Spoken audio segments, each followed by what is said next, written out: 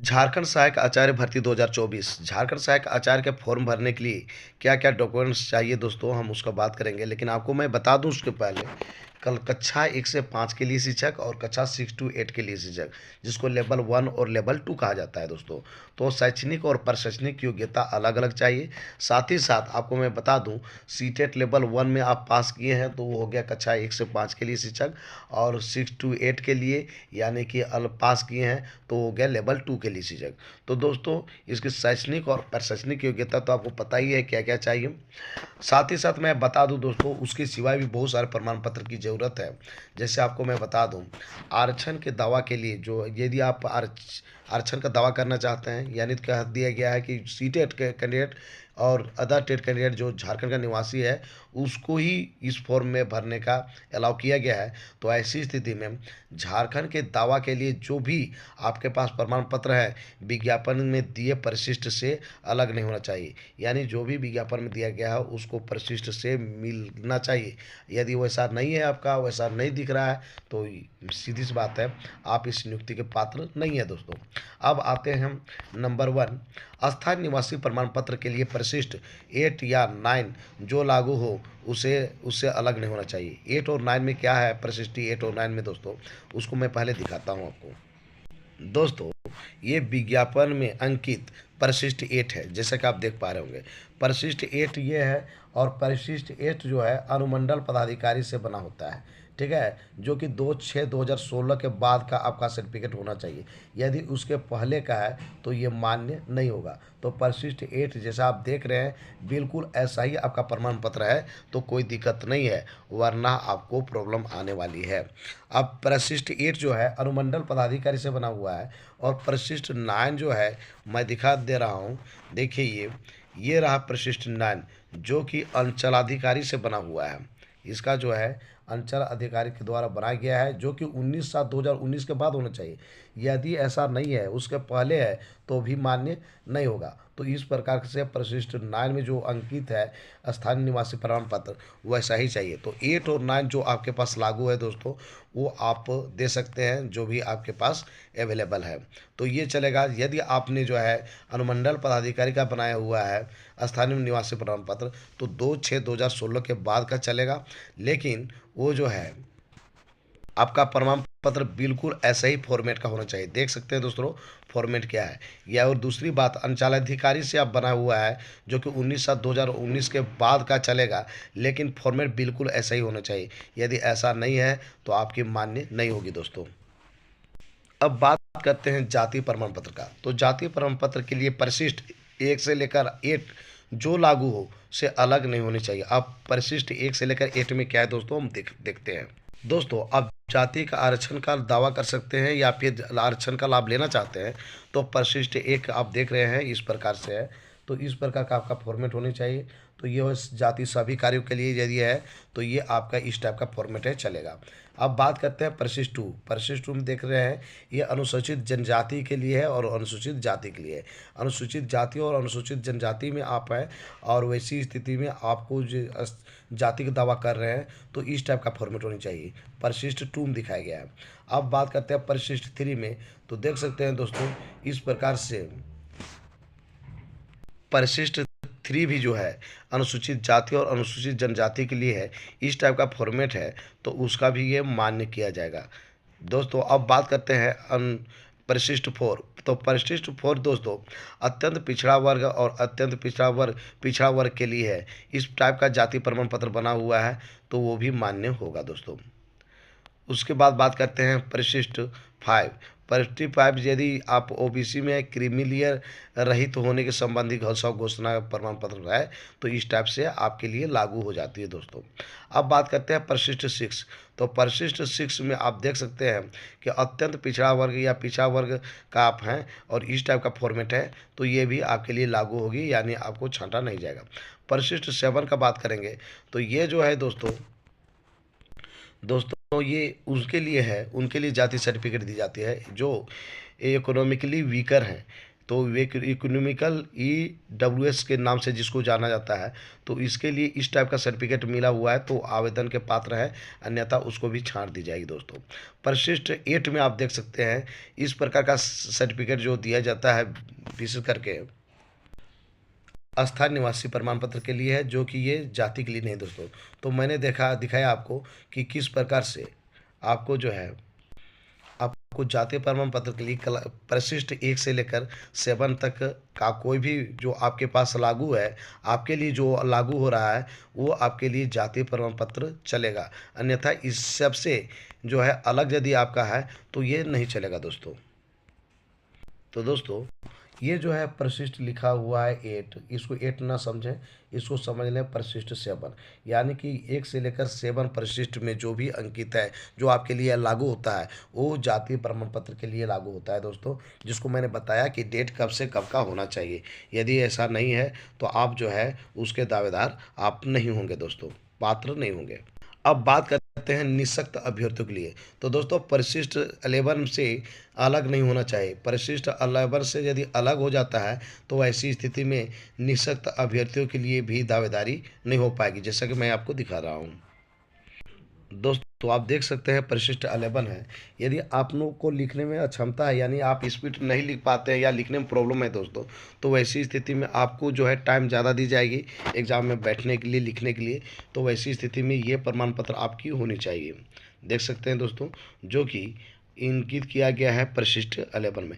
परिशिष्ट 10 का भी सर्टिफिकेट चलेगा दोस्तों, आप देख सकते हैं ये यदि आप निःशक्त अभ्यर्थी हैं तो 10 का और 11 का ध्यान दीजिएगा। इस टाइप का फॉर्मेट आपका बना हुआ है तो आपको किसी प्रकार का दिक्कत नहीं है। आपको मैं बता दूं दोस्तों, यदि आप निःशक्त कैंडिडेट हैं और आपने जो है सेंट्रल लेवल की जो बनती है निःशक्तता प्रमाण पत्र, वो यदि आप डालते हैं तो भी यहाँ पे हटा दी जाती है, यहाँ पे मान्य नहीं की जाती है दोस्तों। मैंने कई ऐसे अभ्यर्थियों को देखा जिनको नियुक्ति से वंचित कर दिया गया।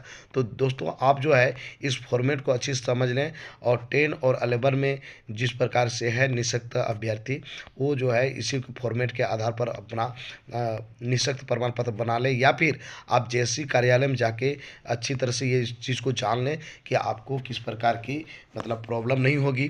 तो आप जो है निःशक्त प्रमाण पत्र का इस तरह से अभी बनवा लें, और अन्यथा आपको दिक्कत होने वाली है, चूँकि मैंने ऐसा देखा भी है दोस्तों।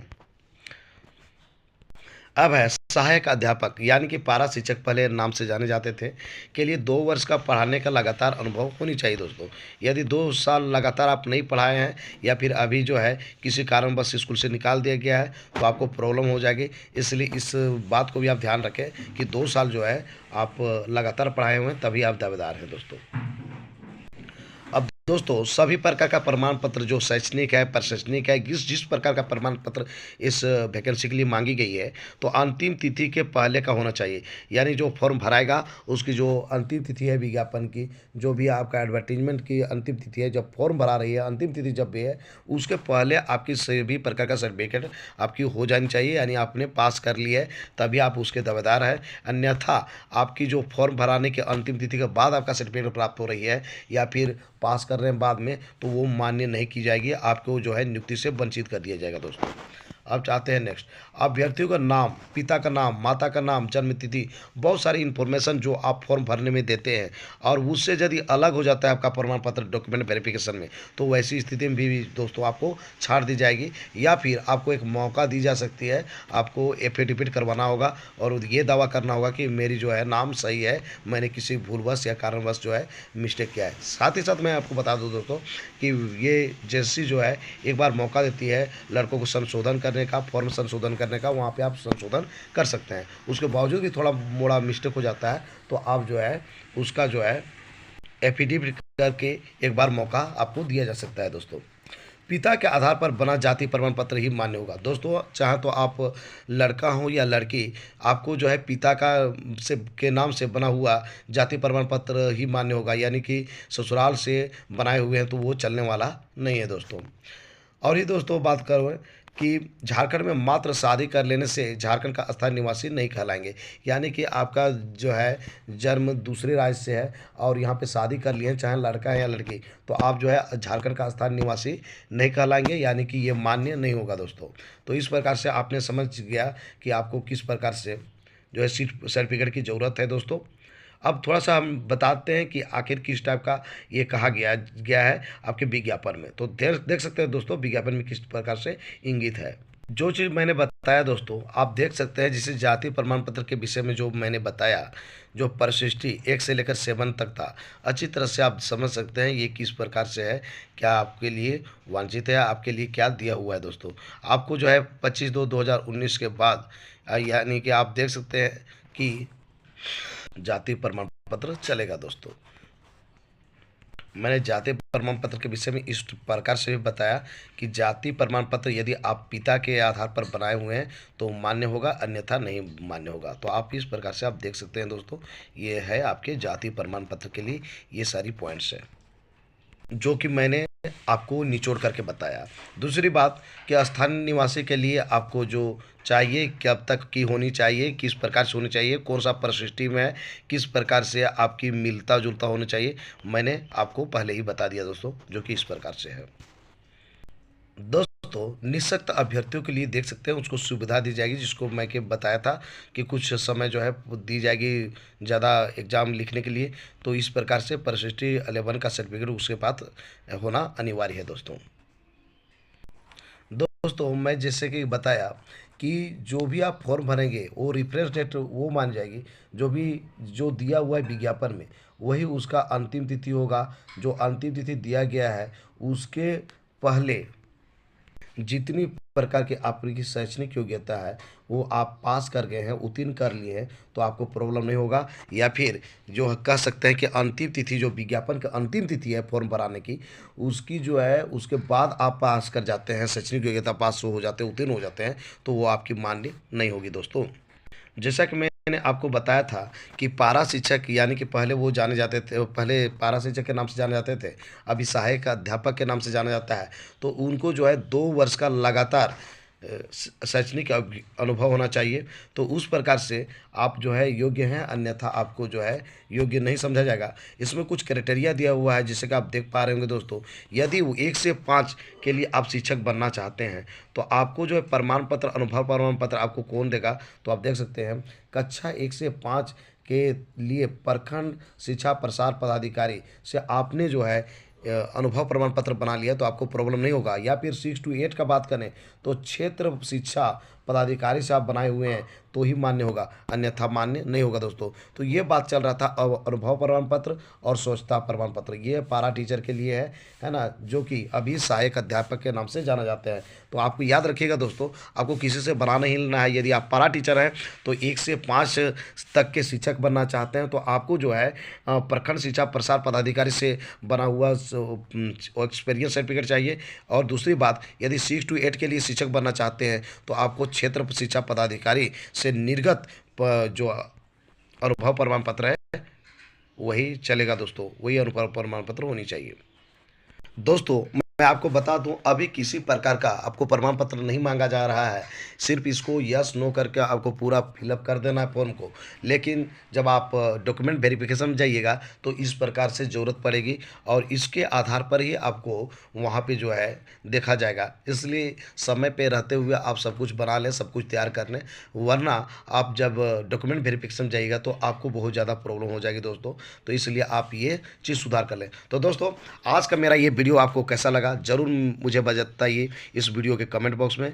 यदि ये वीडियो अच्छा लगा तो मेरी इस वीडियो को कर दीजिए लाइक, चैनल को कर दीजिए सब्सक्राइब और ज़्यादा से ज़्यादा दोस्तों को इस वीडियो को शेयर कीजिए दोस्तों। तो दोस्तों फिर मिलते हैं एक नए और ऑथेंटिक वीडियो के साथ, तब तक के लिए हमें इजाज़त दीजिए। धन्यवाद।